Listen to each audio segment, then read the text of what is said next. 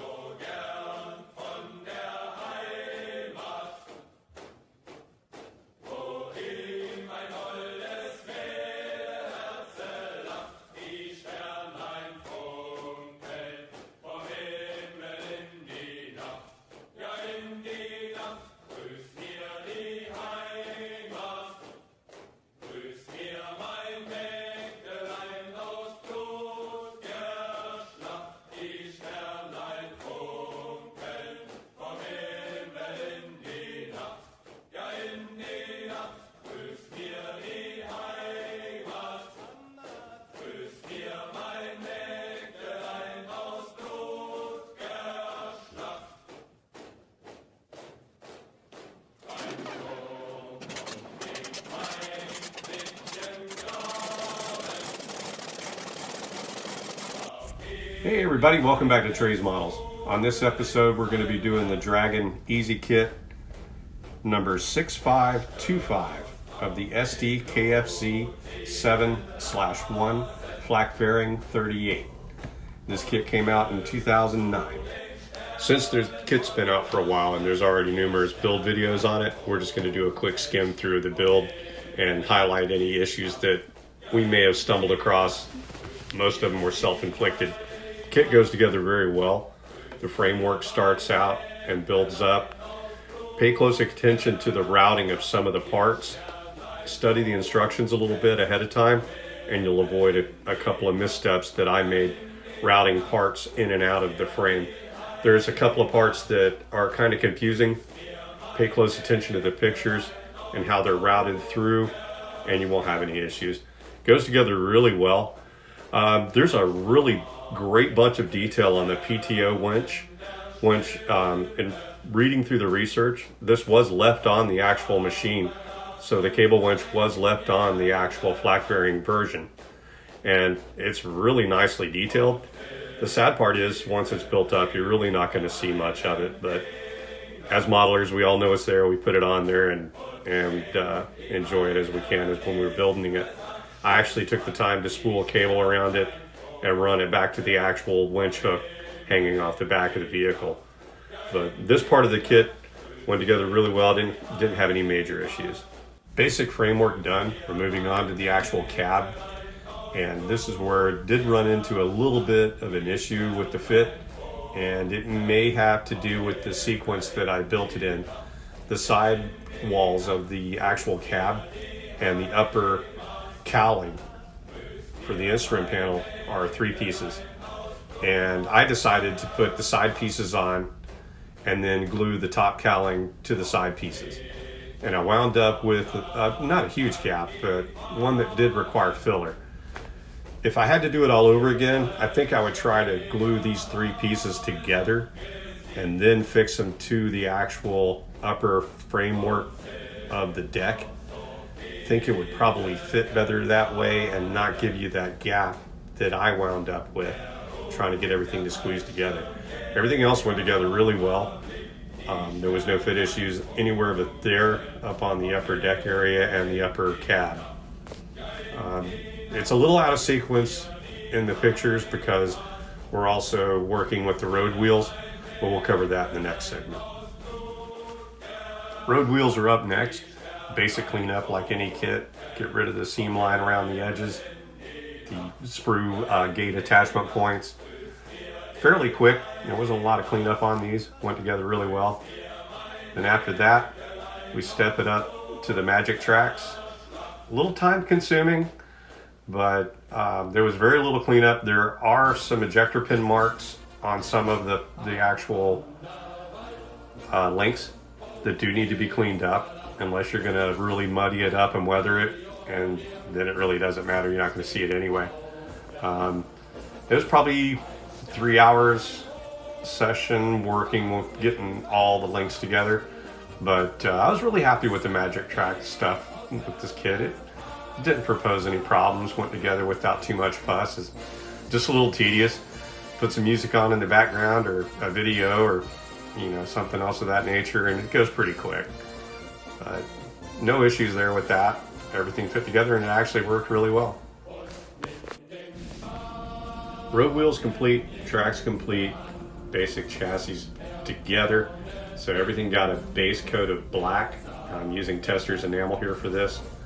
After the Tester's enamel was set up and dried, I came back and shot everything with an RLM 66, which is my go-to for the base gray on the armored vehicles for this time period. And I've come back and color modulate it and not leave it so raw, but that's what I started with. And also came back with some rubber black and painted the rubber areas on the road wheels. And then that led up to coming back with the seats. And somebody wanted to know the technique that I used for replicating the leather, and we posted up the Vallejo colors that we used. I did base it with an enamel brown from Testers, and then came back with a basic dry brush method. It's not completely dry. It's a little wet on wet application so that it blends a little better. Doesn't have such a stark demarcation line in the folds. Gives it more of a soft look, if you will. And then that was basically wrapping up the body and road wheel part of the build. And next up we'll jump into the flak fairing 20mm build.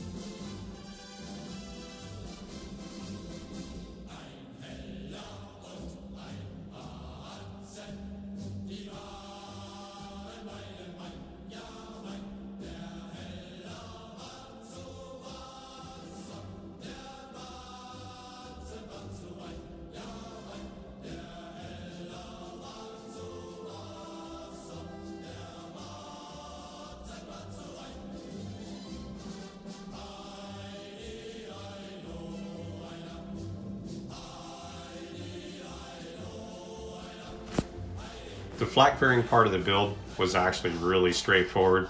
I didn't run into any issues at all. The attachment points on the pivot of the main body are kind of tricky to glue without seizing it into place. So kind of be careful when you're gluing that particular area.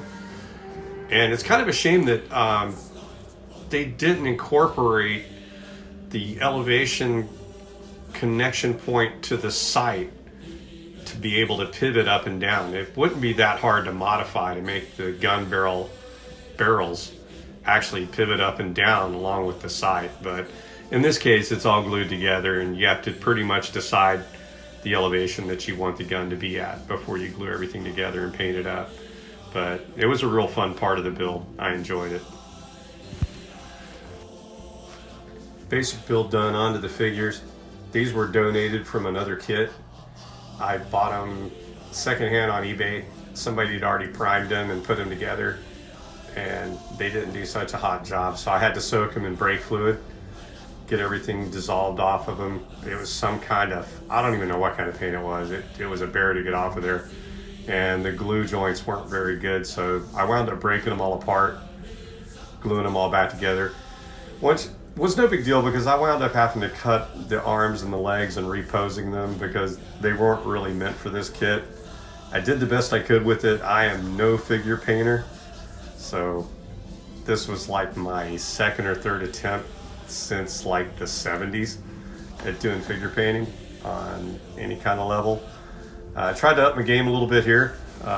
Encouragement from Mark from Montana. Appreciate it. And his input helped a lot. I did have to come back and kind of tone down the transitions on the clothing. It was too sharp, didn't look right. It's still not 100%, but for where I'm at with the figure painting, it's passable for me. Wrapping up the final weathering, had to do the windshield, wanted to get the wiper marks in there, used a compass cutter and some masking tape, established where the wiper blades would be making a clean mark on the windows. Put those down, sprayed them with just a little thinned out dull coat, just enough to knock the shine off of them where they wouldn't be so fake looking. And then went on to pin wash the rest of the vehicle and start layering weathers using different oils, and use some AK Interactive panel liner and oils and some pastels, and basically copying the night shift method for doing some of the weathering. And kept it really simple and basic. I didn't want to get too carried away with it and beat it up too much. Just wanted a little cleaner of a look to it. And that was basically it for the weathering and the detailing of it. After that, we're going to move on to the base work. Onto the base, and started out with a foam core overlaid with some plaster. Went ahead and did the track impression into it. Added some scatter, some gravel, some sand from the garden, and basically a balsa border around the outside. Then I got overly ambitious and decided to put a bunch of foliage around the outside perimeter. Wound up getting just a little bit too cluttered, too big, and just really wasn't fitting what I really wanted to accomplish. So busted out the saw, the power tools, went to work on it, and wound up cutting 2/3 of it off and keeping the core in the middle and replanning the whole layout, simplifying it back to something that was a little bit more in tune with what was going on. I got over ambitious, it got too busy, it just got really ugly. I sawed the space in half! And I needed to trim it down and get it back to a little more simple of an outlook on it, not so busy.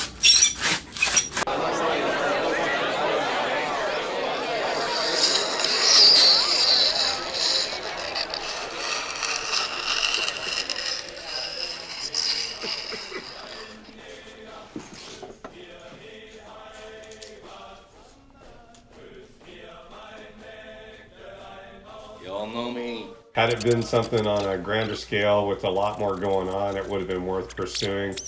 But the trees that I wound up getting at Hobby Lobby, they look great in the package because they're all jammed together. But basically, they were just twisted pieces of wire with globs of the space in half again. grass scatter glued onto them. So you got them out of the package.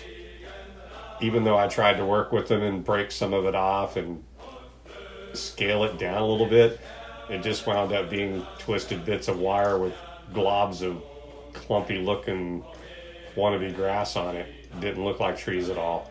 So it had to go. And in the long run, I think it wound up being better for it. The Sd.kfz.7 Mittlerer Zugkraftwagen 8 tons was developed by Cross Mafia. It first entered production in 1933 and was primarily used to tow the Flak 88 and the K-18 field gun. It could also carry 18 soldiers with its 3-bench setup. It was produced for 11 years, with several different engines and various design structure changes, including the last version, the Type M11, which had an extra pair of road wheels. 12,000 of the KFZ-7s were built by Krauss Maffei, Daimler-Benz, and Hansa Lloyd. Some were also built in Italy and Austria.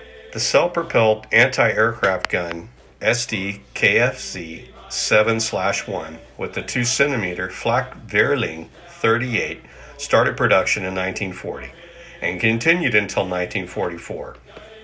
Somewhere between 700 and 800 of these units were produced. Obviously, the 3-bench row seats were removed and drop-down sides were added, with ladders on the aft drop-down side to allow easy access to the gun platform. Later versions also had the cab armored. The top armor being rather light thickness of 1.5 millimeter, basically designed to withstand small arms fire, not against heavier armament. Later versions also had tripod mounting systems allowing for easier removal of the gun system so it could be placed on the ground as a standalone unit, although this was very rarely used. The gun itself was developed by Mauser for the Kriegsmarine originally, but it was later adopted by the Wehrmacht. The 2-centimeter flak-varying 38 entered service in 1940. Each of the 20 millimeter cannons was fed by its own 20-round magazine. The max range was 2.92 miles or 4.7 kilometers. The max altitude was 3.7 kilometers or 12,139 feet. The firing mechanism consisted of 2 foot pedals, each firing a pair of the 20 millimeter cannons diagonally opposed of the opposite. In other words, the upper left fired at the same time as the lower right to balance the recoil. It took a driver, commander, and 8 gun operators to crew the vehicle and operate the gun system. In conclusion, the kit was a real pleasure to build. Went together really well with just a few minor issues, mostly the ones I generated myself. And the base, that was a whole other nightmare that was of my own doing, so I really have my own self to blame for that. In the end, I came back, I wanted to represent the vehicle coming out of a muddy area into a dry area. I used Vallejo flat earth and some pastels for the dry, and then I came back and added some basically floor polish to gloss up the mud areas and highlight those effects. And all in all, that was a wrap. Came out pretty good. Hope y'all enjoyed it. I hope it was entertaining. If you learned something from it, please give me a thumbs up, and we'll see y'all in the next video. Well, thanks for watching. Please hit that like button and subscribe, and I hope y'all enjoyed the video. Y'all be good to each other, and we'll see you on the next one.